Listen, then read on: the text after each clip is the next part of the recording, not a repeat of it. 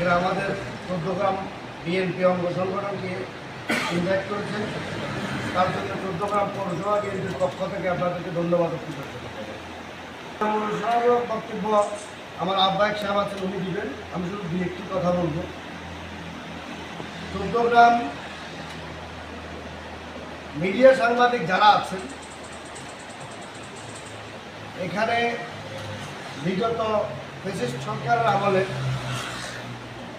কোনোভাবেই কোনো সাংবাদিকরা বিরোধী দল অর্থাৎ বাংলাদেশ জাতীয়তাবাদী দল বিএনপিকে নিয়ে কোনো নিউজ করার পায়নি অথবা হয়নি।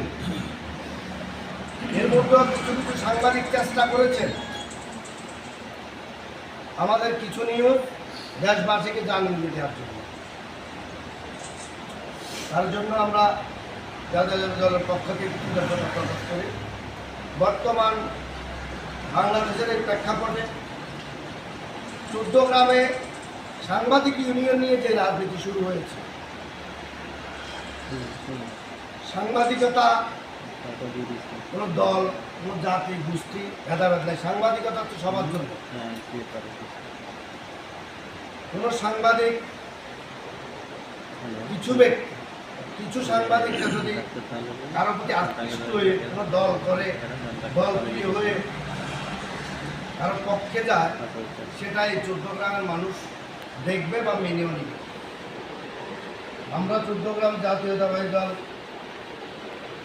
এই দুঃশাসনের আমলেও রাজপথে ছিলাম। আপনারা দেখেছেন আমাদের অফিস কখনো বন্ধ হয়নি। ঢাকা চট্টগ্রাম এশিয়ান হাইওয়ের মাঝখানে থেকে আমাদের অফিস যখন যে অবস্থায় ছিল, আমরা চেষ্টা করেছি